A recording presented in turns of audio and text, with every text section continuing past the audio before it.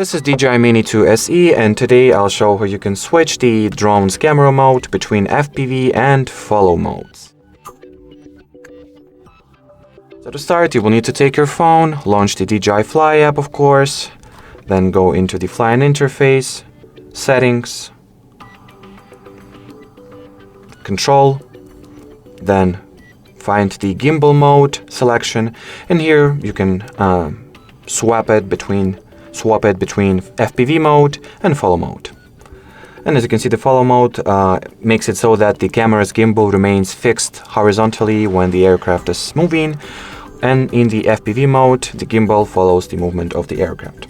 So that will be it for this video, guys. Thanks for watching, thanks for your attention, and bye bye.